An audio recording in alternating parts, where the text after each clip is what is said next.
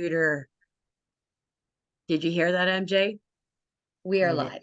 We are live. Welcome to At the ReSisters2 first long COVID interview. Christina and I decided that this was a really important cause, that we realized the number of people suffering from long COVID, or otherwise known as post-COVID sequelae or long haul.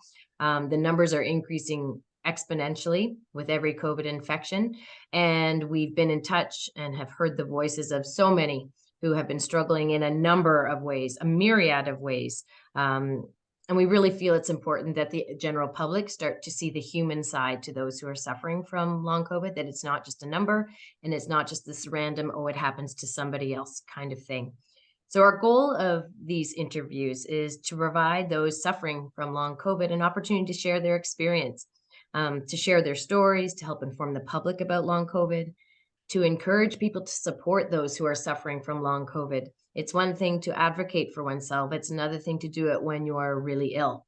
And we also would like to encourage people to continue to break the chains of COVID transmission in whatever way they can, with whatever tools they have available, to help lower the number of people who may potentially suffer from long COVID.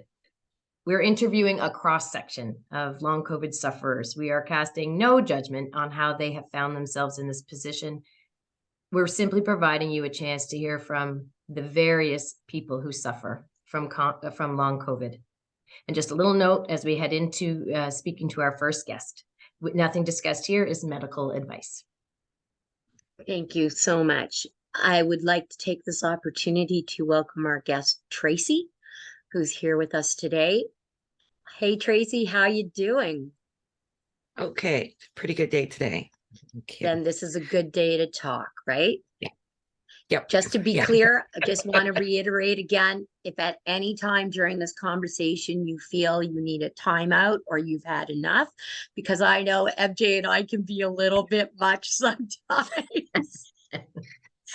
Well, but what we really really want to capture the human condition here. It's really important to us, and we are so appreciative of your trust in allowing us this capture into your life. So let us begin this conversation. Mary Jo? So we know you, we got to know you on Twitter as at Tracey Thompson. And then we slowly learned that your name is Tracey. Is there a reason why you call yourself Hazy? Is there anything specific?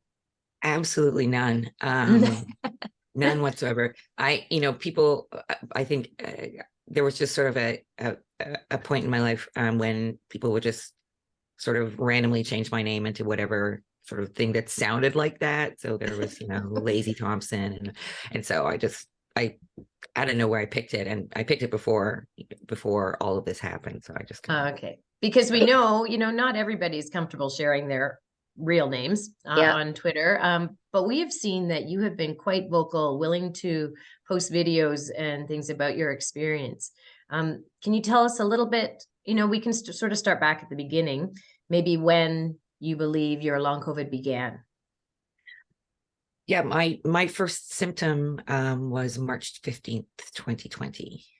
So this has been a while. Yeah. Coming up 3 years. Yeah. In a minute. Yeah. My anniversary is coming up. So that was pre-vaccination time, right? Yeah, by quite a bit. Absolutely. Yeah. Okay. Yeah. There wasn't even a vaccine on the horizon yet, which, often, as you'll see, if you post online about having long COVID, people are very excited to rush in and tell you that it's a vaccine injury, which, I'm a pretty spectacular person, but I don't have that kind of superpower. Right. Although we do know that there is vaccine. Absolutely. There's no question that nobody's just saying that there aren't. Yeah. Right. At all. What I mean? It's interesting because a lot of the people who insist that it's a vaccine injury are not vax injured. Right. They're just very invested in denying, the truth of the fact that this is something that can happen to people, and seem to think that it's a way to pit us against each other, which that doesn't exist in the long COVID community. Nobody cares why you're not well. We just care that you're not well. So yeah, it's a failed tactic, just so you all know out there if you're listening. Yeah, so there. Yeah. So, the long COVID community, it's a big one. And from what we can see online, it's a very strong one. I would think, like any large group of people, there are dissonants or people who disagree maybe on what should be used or how things should be handled and that. Do you find for the most part that that is your support system, or are you fortunate that you have one closer to home? I mean, I have, when I first got sick, it was just scrambling to find out, we didn't know what was wrong with us. We didn't know why we were sick. And so there was sort of like a coming together of people then that, that's colloquially referred to as the first wave and the first waivers. So, I do have, a sort of a core group of people, that I, talk to frequently, and that understand what it's like to go through this, because I mean, regardless of your support system, there is absolutely nothing that anybody could have said to me to describe what this is like that would have made me understand how volatile and disruptive it is. So, I do have people that there's sort of that sort of foxhole mentality of the group of people that but even within that group, we don't have a unifying identity outside of being sick, right? It's different politics, different social economic status, gender, race, sexuality, like all of the things, all the complexities of human nature. And, so it's not straightforward. And certainly, within the sort of larger community, there's a lot of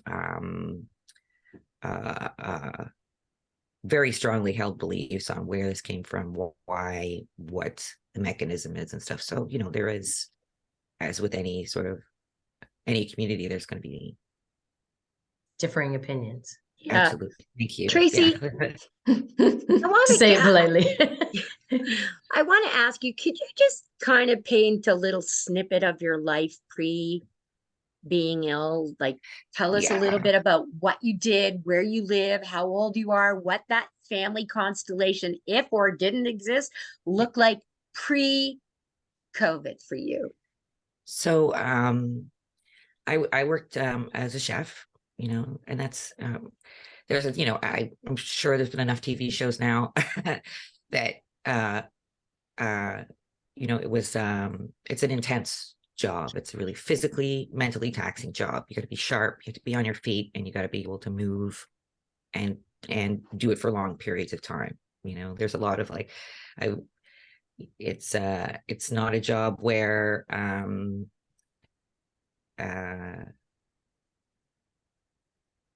you can work from home. Well, yeah, there's that. You can't work from home. Sorry, I'm having a little bit of weight loss today. Just to add to your comment about being a chef, then there's the layer of being a female chef. In that of itself, in that industry, brought its own challenges. Definitely listen to that. Yeah, very, very fun times, for sure. It was, but I mean, that's a whole layer and of things you kind of have to sort of push back against. And I was really late coming into the restaurant industry. Before that, I had actually worked in children's books, completely radically different. Awesome. I love that. Tell us how you did that, Elter. You have a creative element to you for sure. So I wasn't. I mean, I was a children's book buyer. So I worked for a company and I decided, so I read books for a living, and played with toys, which was also fun. That was so fun. And I need a job like that. Yeah. It's a great job. So I would do, I worked for a place that we sold to schools and libraries across Canada. Right. Oh, okay. So like Scholastic, there's a line of kind of Scholastic. No, slightly different than that. So basically the place that I worked for was highly curated collection. Right. Okay. And so actually the president of Scholastic once called me a snob. A hoity-toity buyer, yeah. we had a difference of opinion because I'm pretty working class, and I was like, that's not it. I just don't think these are good books, and I think that people deserve better. Just because you don't have a lot of money doesn't mean you should have to eat garbage, so we had Anyway, or that's breathe garbage. yeah, or breathe garbage. As So we're yeah, finding out these days, right? It's all about the air. yeah. So yeah, radically different life. I'm not going to get into the switch, but it happened. And I loved it. I've never been able to I work a desk job. I can't sit down. I mean, I can now. I don't have any choice. But I was just not a person that could just, I can't. 9 to 5 in front I'm of like, the keyboard. it's like a dog looking out of a car window. I'm like, okay, wait. I need to move around a lot, or I did. Right. So the chefing is a long story about how that happened. But anyway, I made that transition, and I love the energy of it. I love the pace of it. I love food. I love feeding people. We can relate. And just the running and the moving, and so it's kind of, one of the things about that job is that it's also because I work nights, so you work nights, you work weekends, so you tend to sort of just hang out with people who work in that industry, or things that are sort of similarly timed, So at what point, can I ask, did you find that isn't something you could do anymore? Immediately. What happened was, did you say immediately? so I'll just I got my first set of symptoms on March 15th, 2020. On March 17th, 2020 is when restaurants closed down. Oh, right. Right. Yeah. So I was like, lucky break. Yes. I've got time to get better. Right. Right. Because I wasn't going to go into work symptomatic. I was right. So you're hoping to take that time to recover. Yeah, I thought we were going to be closed for 2 weeks. Right. I was like, the world thought it. Yeah, like the whole everybody thought it was, and I was like, well, apparently, I didn't know that I had COVID. I just knew that I wasn't well, and I'm like, well, it could be COVID. So great, I got 2 weeks off. I can just, rest up, and I don't have to worry about getting my shift covered, or whatever. I was like, timing couldn't be better. It was not great. And then not only did restaurants not open up, neither did I. I just went down. So just you progressively declined in all sorts of ways physically? So that was like the beginning of. Yeah, some people, descent, right? There's a real common thing. Some people with long COVID, they get sick, and then they're like, oh, I felt a little shaky, and then 3 months later I collapsed. I don't have that story. I'm one of the ones that got sick and stayed sick. Like no reprieve. Right. No, so I don't. There's a lot of people that there's sort of the relapsing and remitting nature of it, and then there's people that are just like, no. And I'm definitely in the camp of like, yeah, well, I just never recovered. I've never had I had a couple of sort of better days here and there, but nothing to brag about. Tracey, what does a better day look like for you? Yeah, this is pretty good. Hanging with us. No, I'm just kidding. Yeah, I'm not nauseous. I'm not sweating. My temperature is regulated. I could eat this morning. I can speak. I have a voice. I don't have a migraine. I'm able to sit up without any discomfort. So, that's pretty good.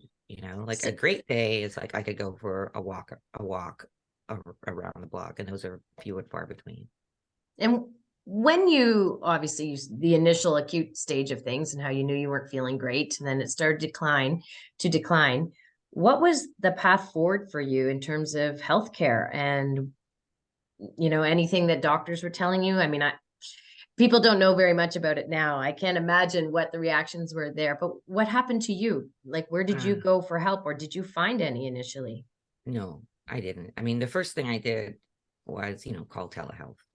Right. I think I might, but I didn't work in healthcare, and I didn't, I hadn't just been to China. So it's like, you'll be fine. We're not testing people. You'll be fine in a couple of weeks. And I'm like, okay. I'm a good citizen. So, and then, a while, and I was like, I'm not okay. So I called telehealth again, and basically got the same, it's like, well, we can't be taking, you don't want to take supplies away from healthcare workers. And I'm like, yeah, that's right. I don't. So dropped it, which is, again, thought it was going to be 2 weeks. Like, if your lips turn blue, if you can't breathe, call an ambulance, but don't call an ambulance. It's like, all right. So, yeah, I did what I was told. I stayed home and I assumed that it was going to get better. And then I didn't get better. And I was like, okay, this is kind of scary, but it wasn't, there was no point where I was like, I definitely had shortness of breath, but I didn't have that kind of like, oh, geez, I should go to the hospital. I was also terrified to go to the hospital. Of It wasn't my course. first choice. Yeah, because nobody wanted to go in there because you for sure were going to get it if you didn't already have it. Yeah. I can relate to that for sure, because I have navigated 3 years of being in and out of hospital with my husband, and getting a hospital acquired infection for me is like top of the list for him. So I know how that feels. And yet we have this, when this all started, we had this blind faith in our medical people that, okay, they're telling us to do this, they must know something. And how, excuse my language, but how fucked up was that? Well, I'm gonna, as a low income racialized woman, I did not have blind faith in the medical system. Okay, fair enough. I stand corrected. It's just not, right. That's just not a fact of my life. So no, that's important for us two white women I mean, I think we know that theoretically, but even in our comments, even just to be sort of made aware that that's not the perspective that you're coming from at all, right? Your experience has been very different. So your standards are already pretty low. Yeah, I mean, I didn't have a family doctor. That's partially like, and and then also, there's a definite sort of, I mean, definitely in the restaurant industry, there's this kind of machismo about like healthcare. It's not a self-care kind of environment. Right. So, yeah, definitely. That certainly, it didn't help my perspective. So, you go, if you get sick, you deal with it. And if you get really sick, then, you go to emerge. That's it. And I wasn't somebody who had to do that. I was ridiculously lucky in that regard, and I just did not have to seek regular health care. Do you have a physician now? I do. Okay. And how did that come about? So I'm just going to sort of jump through the first, I guess, a little bit. As I said, I wasn't getting any better. And then, but again, I didn't have work to go back to. And then in mid-April, so the onset was difficult but slow. So mid-April, about a month, I think 5 weeks after my initial set of symptoms is when I lost my sense of taste and smell. And it was drastic. And so I was eating something. I had made myself some chicken soup, and I was eating chicken soup. And from one bite to the next, there was just a blank. Gone. Just like that. And that's when I knew I was very much like, this is neurological. Right. I'm not stuffed up. I don't have a coated tongue. My lungs were clear. They weren't working properly, but they were clear. Sorry. And I was like, oh yeah, this part of my brain just turned off. Wow. Have you ever regained that sense? I did. It took, I can't remember how long it took, honestly. But you can taste again. Yeah, I can. For somebody who works with food as a chef, like a slap in the head, I would think, right? Yeah, I mean, it was certainly a concern, but it wasn't really my main concern. Like, not at the time. I was like, I can't work, so it was I was like far off. It was distressing though, because it was a flip switch. So when people go like, oh, well, that's not that big of a deal. It's like, you get a cold, and it's like, it is nothing like that at all. It is. There was absolutely, I mean, I remember tweeting about it. I'm like, this is definitely neurological. So people are catching up with that now, which is great. Yeah. What a huge disservice that public figures or well-known people who have gotten COVID have said, oh, it's just been mild. Like when Michelle Wolinsky from the CDC announced that she was COVID positive and tweeted out, oh, I'm okay, I've just got the sniffles. I was like, no, did you just mute yourself, or did you? Yeah, I just moved my mouth because I thought I was so angry. Like, how about somebody tell us, holy shit, you don't want to get this. This is the worst thing ever. Instead of telling us it's just mild. It's just the sniffles. I just want to pile drive somebody in the head. It's really like I can't think of the word, but it's like gaslighting. It's a little yeah, and it's a little bit of linguistic trickery, because medically mild is not the same as mild. Medically mild means you're probably not going to die. That's it. Yes. So medically, but they're not like, oh, I'm not lying. It's like, yeah, I know you're probably not going to die. That doesn't mean that you are okay. Well, and even the idea that for many, the acute infection did feel kind of mild, but it doesn't mean that they're not impacted later by something. And we know it just sits there as a little trigger, right? As a little dimmer switch waiting to dim a little lower every time you're reinfected. There are several people I've heard with long COVID who have, been reinfected while suffering long COVID. Do you know if you've experienced that? Would you be able to tell? Yes. Yes, yeah. You've experienced it? I know I haven't. I have never been reinfected. Okay, but you would be able to tell. Yeah, I mean, I don't think that there's anybody I don't know anybody personally who's been reinfected that has long COVID that did not know that they were reinfected. Okay, got you. Okay. I have a friend who's she's had her 4th bout. She's definitely an LCer. And I think what was really unfortunate in her case was she had that thought was when she first got infected was, I'm immune, which is what we heard, like, oh, get infected. If you get infected, you have immunity, which we all know is a big pile of horse crap now, right? Yeah, it's appalling. Yeah, it's absolutely the mass reinfection, that whole thing that's kind of rolled out has been an epic catastrophe health-wise for people. And I would think for those, and maybe you can speak to this, Tracey, how frustrating, or is it frustrating? I shouldn't put words in your mouth.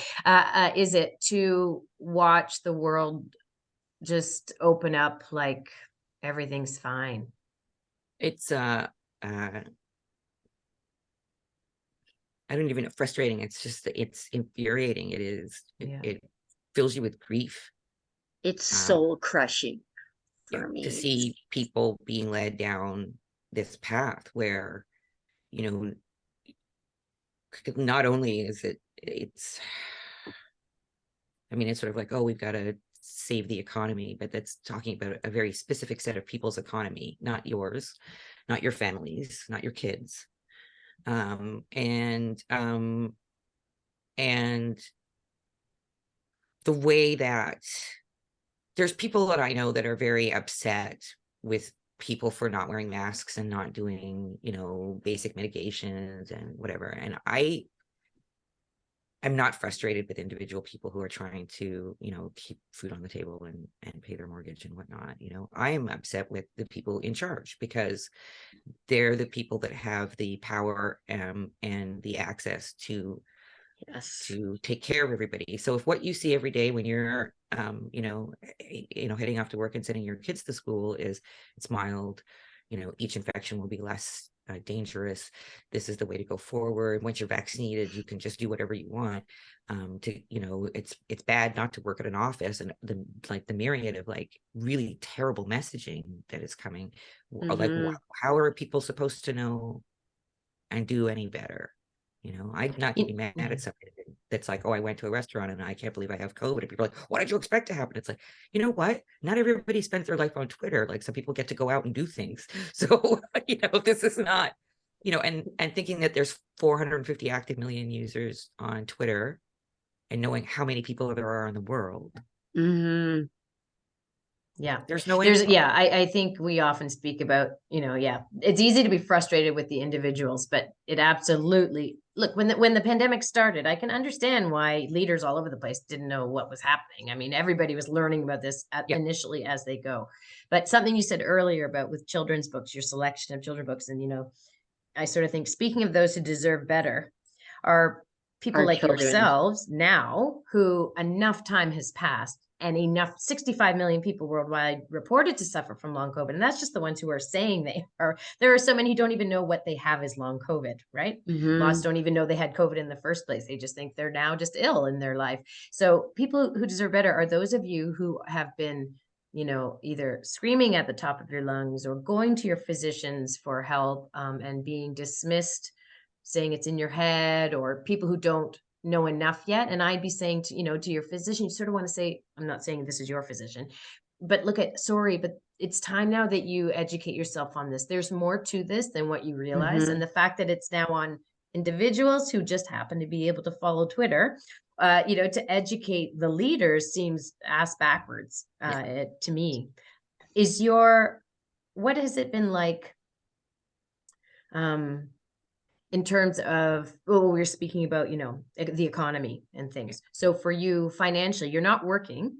Nope. You mentioned that you're a lower income individual. Yeah. So how are you getting by? And of course you can share only what you're comfortable with. Yeah. I mean, I'm not, I'm sort of, I'm relying on the kindness of strangers, to be honest. I am,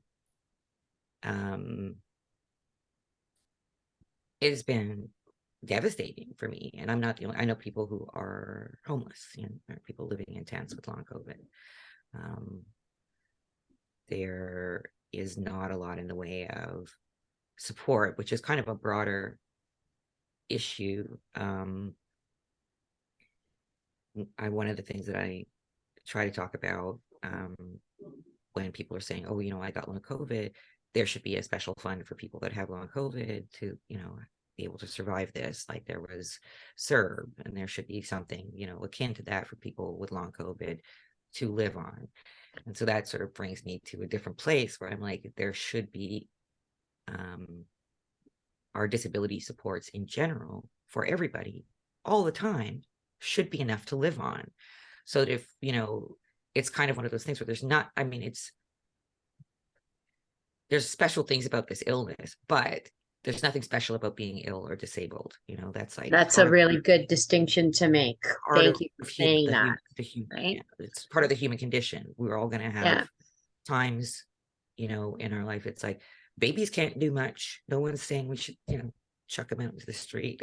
So it depends on what your politics are. Yeah, that's true. But I mean, I think that one of the we've decided sort of collectively that we're going to pay taxes to keep, libraries, roads, and hospitals and going, and and the idea that when somebody is too disabled to work, that they're no longer of value is pretty problematic. Tracey, can I just ask people? Oh, sorry, go ahead. Sorry, MJ. Just very quickly, can you just not to geotag yourself, but can you tell me like geographically where you live? Like I live in Toronto. Okay, so we're all on the Canuck side of this because we just never know where people are. Oh yeah, no, I'm here. Okay, so then ODSP would be, I'm assuming, is what you're probably going to end up finding yourself having to turn to, which we know is not enough. It's abysmal already. Yeah. Right. And so there has to be a reformation to the disability benefits and universal basic income. No question in my mind that they're going to have to address this issue for long COVID. Would you think that would be? I mean, I think, I'm not really, there's I'm not sorry. That's okay. There's sort of thing where people, I'm just saying I'm not this kind of person because I just need to, this, but people are sort of like, well, there's, you always got to look on the bright side and what's the silver lining? And it's sort of like, no, this is just, some things are just bad. Like some things are just bad, and it's okay for them to be just bad. You don't need to sort of like scrape through and try to find, this is a terrible situation.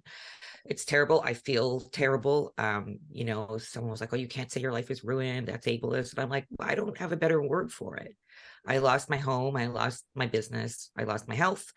I lost my best friend and my dog. So, I don't know what else you need for me to happen where I can't say it. But so having said that, I hope that if something good comes out of this, it'll be that the healthcare system starts believing patients, not something that they're known for, unless you fit a very narrow demographic, that we start taking post-viral illnesses more seriously, because we've seen that, I've heard it from doctors, one of the very good doctors that it took me 2 years to find, but great, where he was like, we don't know anything about what viruses really do long-term. We've really dropped the ball. We don't get it. This is a neurologist. He's very, very bright man and compassionate. he's like, yeah, when I went to med school, if you had said viruses did this and this, I would have laughed at you, and we were wrong. So I'm really hoping that long term there'll be more, research money and inquisitiveness and rigor around post-viral illness, and that if enough of the right disabled people get disabled, which I mean, middle class white men. Yeah, let's be honest. Let's be honest. Yeah, that's okay. I had this conversation with middle class white men, and they're like, it's like it's if we hadn't been getting sick, then we probably wouldn't have this sort of, we wouldn't be in the place that we're in if it was all those guys getting taken down right from the and it's easy for their response, and we know that actually women are at higher risk for contracting long COVID than men. They are also more likely to be caregivers for those who contract long COVID. So it's around and around, and it's not going to serve any of these men well if it's allowed to continue, right? Yeah, so it's been more pervasive. We paid the price. Women have paid the price bigger, I think, than men have, to be perfectly honest. I think that there's a couple of different things going on there. One of the things that I thought about when early in the pandemic, when I was sort of first getting into it, and I do know a lot of men who have long COVID, and I think that there's probably a lot of men who have what we call long COVID light, and they have been, to be fair, they have been socialized not to seek healthcare, not to say, that they can be at home with their wife and admit that they're ill and have like the man flu or whatever kind of thing. But out in the big wide world, if they say that I'm not well, that's them being weak, like, what's wrong with you? Why don't you man up? Like, come on, you gotta. And so they don't have as many options to be outwardly or openly ill and true about it. And say this is like, because long COVID would go into the category of like an invisible disability. You look fine. So unless you're walking around with a cast on or something, then, you must be being a baby about it. Right. The other side of that is that, we know that the ability to rest properly, is one of the components that can lead into worse outcomes when you have a post-viral illness. And as you said, women are primarily caregivers, right? They're going to work and they're coming home and taking care of the household, taking care of family members, taking care of kids, taking care of extended family, because women tend to hold family together, taking care of their husband. And so the ability to rest, the ability to just let go and lie down in bed, it's not there. Right? It's non-existent for some of us, right? Right. So I was like, well, no wonder more women are sick, of course, it makes perfect sense to me. And then again, I'm sort of blabby blah, but when we talk about the history of post-viral illness, we've got the same pattern where when we're talking about like ME, Lyme, especially with ME, and it was sort of like the way that it was painted was, this is a middle-class white women's illness and it's psychosomatic. Right. That's how it was painted. So it took a couple of things, like it did a couple of things. It's misogynistic straight up, like just straight, like these ladies are hysterical, this old chestnut. It's all in their heads. Yeah, they just don't have enough to do, so they're making up their illness and all of the stuff that you've heard before. And then the other part of it, so it's like, because they were middle class, it's like, well, they just, they're just, it's like the sort of 50s housewife kind of painted as like, not really. What didn't get taken care of in that equation was that people who did not fit that description did not have access, opportunity, money because it takes so long to get diagnosed, right? It's like, there's nothing wrong with you. There's nothing wrong with you. There's nothing wrong with you. So years go by and finally like, oh, there's something wrong with you. Right. So average now, this is not even talking about historically, the average time to get a diagnosis for ME is about 8 years. Wow. Most people don't have 8 years. That's so much of one's life. Missed and delayed and And so it got painted in this way that because the people who didn't have access to 8 years worth of time to seek diagnosis just gave up. And, upper middle class white women did have the resources to do that. It was kind of it got used as a divide and conquer tactic. Right. So middle class white women were like, you're just crazy, we're not going to listen to you, and other Right. people were just not there. They just were completely ignored. So nobody got care. Nobody was taken seriously. And I'm hoping that this might change that. Did you ever get a legitimate diagnosis of long COVID? Yeah. Yeah. Okay. Absolutely. How long into it? I'm gonna say my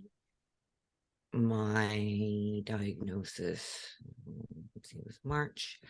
I didn't get any kind of legitimate healthcare, despite, going to hospitals and seeing doctors and like trying to get care. I was dismissed at every turn. I didn't get anything close to, I started getting healthcare in September of 2020, late September. So basically 3/4 of a year, or Three-quarters of a year. Yeah, 3/4 of a year later, right? To get my first kind of like, oh, there might be something wrong with you. Do you think if you had gotten a diagnosis earlier and sooner that you would be in a better position today? That's really hard to say. I don't know, because honestly, getting the diagnosis doesn't do much for you. When you got the Yeah, right diagnosis, now, there's does it nothing to change do. the direction of like care? Like you go, okay, now we know it's this definitively. Now we Yeah. need to do this, this, and this, and this. No, Whereas before it's absolutely kind of not. like No. throwing spaghetti at the wall, right? Well, before that, I didn't have any care whatsoever. Like I was told, That blows my mind. I was like, you're anxious. Yeah. It's menopause. So I was like, that ship sailed. So no. I'm try 95. again. Are you kidding? Yeah. Yeah. But I mean, like, you Yeah. can at My least uterus ask is me dusty. first. It's not Yeah. menopause. Yeah. Yeah. Like, so, and I'm not, this is sort of a little bit off topic, but I'm not going to lie. A couple of the doctors that I saw were, and I know it's a hot thing to say, but were racist and just refused to see me. Okay. So Wow. I'm not going to go into details of that because Okay. I'm not. No, that's fine. Definitely, there's no doubt in my mind that you were treated differently. Yeah. Right. Yeah. At one point, I did finally get to see a cardiologist. It took a lot of work. Like I'm writing letters, I'm emailing people. I'm like, I don't know what it is. I don't know what's going on. Something is very Wow. right. I don't for many years, long before COVID, women in general have often been dismissed, not knowing themselves, not knowing their own bodies, and right. How often, for all sorts of reasons, as well as ME, as you brought up, and now as well as things like long COVID. You don't need to necessarily extrapolate on this, but I just find it interesting, what you're sharing with us about your connections with healthcare and issues that you had with some physicians, because when we've had a few people on to talk about long COVID on our Twitter spaces, and while we were preparing for Dr. Glenn Pyle and Dr. Mary Fernando, Christine coming on, because they're trying to get funding for basic research about long COVID, one of the things that I read sort of preparing for that was part of the problem they're finding with helping racialized communities when it comes to long COVID is that because of so many negative experiences that racialized communities have with the medical community, they're less likely to participate in research surveys and studies that end up helping them long term, right? So we've already set up the scenario for racialized communities to not get help by the mere fact that they don't trust the system that's trying to get the information to help them, right? Like, and I know you've, but to reiterate, for very good reason. Yes, Trust. exactly. Their reasons have been completely valid, and it's not a one-off, right? Like it's not a one-off experience, right? That's being shared. So thank you for sharing that. That's actually a lot of food for thought for many of us. If there was something, if we said earlier in our little list of questions, if the world was your oyster, and it doesn't even have to do with your health, it could be with anything. But what if you had to say something today? And because I imagine every day is different based on what you might want better that day, what would you want from the world for you or other people? If we're going to go big fantasy, that's dream big. Little fantasy is like, I can, I can get back to work, that's little fantasy. Big fantasy is for, I would like us to recognize each other's humanity in a real way. Like, that's really important to me, because it's easy to sort of be like, yeah, no, I like people, or I'm not this, or I'm not like that, or I'm a good person, because everybody wants to be their version of a good person. But I would like us to be stunned and amazed by how wonderful the earth is, the world is, and to see one another full fantastic creatures, and treat each other with that kind of love. That's what I would like, big picture. Okay. I'm trying to like that actually was really beautiful. And it's something that Christine and I consistently do when doing our spaces and interviews and things. We're gonna cry now, right? We're gonna cry now. Yeah, we're learning. I'm a fan of crying. You're a fan of crying? Yeah. Oh my God, that's good, because that's all that comes out of me. Every time MJ and I get on the phone with each other, because when we're having a rough day, we're individually having a rough day, sometimes we'll text each other and we have these conversations like in real time, and inevitably almost one of us is crying in a conversation. Or has a tear. And even on a good day, because you're just so grateful to see something beautiful, or like you, Tracy, I think I appreciate you reminding us that the human condition, as complex as it can be and complicated, and that humans can always surprise us. We may pigeonhole people, but they're not always that, or, and it's such a good reminder that nobody is ever exclusively, Exactly. And I think it's easy for sure. And what we see and advocate for, it's easy to go, yo, Yahoo leader, he's a complete putz, let's say, but somebody somewhere loves him. Yeah. Okay. I'm willing to make some exceptions. But even those kinds of comments and judgments, right? It's easy to make judgments on people, and it's always good to be reminded to step back, and that the better way to be. I don't want to sound too Pollyanna. I do believe that it's fine to, if somebody is conscious of and working towards harming other people for their own benefit, right? They're out. Yeah, right. Have at it. Sorry. Yeah. No, it's all good. There's a limit. Of course there's a limit. Of course, there has to be a limit, right? There is a limit, because there's that range of human nature for sure. Yeah. But in the sort of middle ground, there's always that space to just step back and give a second, right? I really appreciate it. I am, as I know Christine is, and she'll say so probably in a minute, we are tremendously grateful for you making the time today. We're so glad that it was at least a better day. We hope good days for you way more often than the not good days. What can we do to help you? If anybody wanted to help Tracy, what could they do? I mean, again, sort of big picture, I think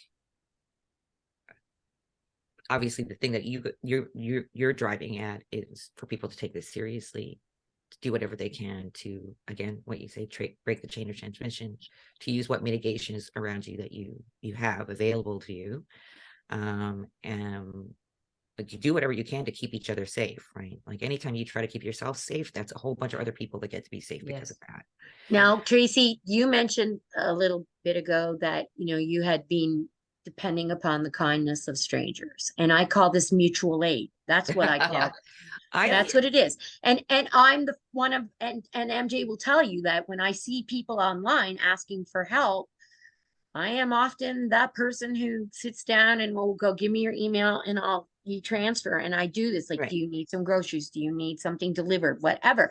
I will do that. Do you have, I do have mutual aid request for you? I'm going to be, I mean, I'm sorry, I'm getting all sticklery. I do. Okay. I have a GoFundMe on my Twitter. I don't it's there if people want to find it. That's about it. I've been, if you get a chance, could you even DM us the link to the GoFundMe, and at least when because we're accumulating our conversations now, and when we start to put them out, we'll probably put a little blurb in, and we could probably put the GoFundMe link in there, but I'd like to get it out there for you. And thank you. That's amazing. It's important for us to help each other. And you know, it doesn't have to be a lot. It doesn't have to be a big thing. Sometimes it's the little things that can make such a difference in somebody's day. But it's really important for us to take the time to take care of each other as well. Thank you for your time today. It's meant so much to us. I feel like, I don't know, I sort of rambled a lot about that. No, it's been amazing.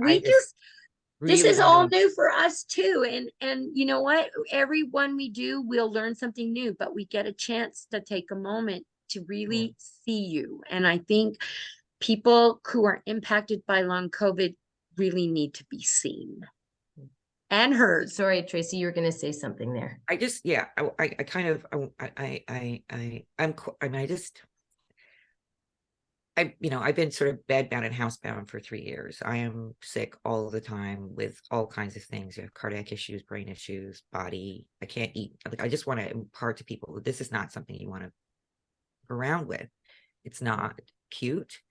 It is debilitating. And most of the people you're going to hear from and talk to are people who are well enough to sit up and talk.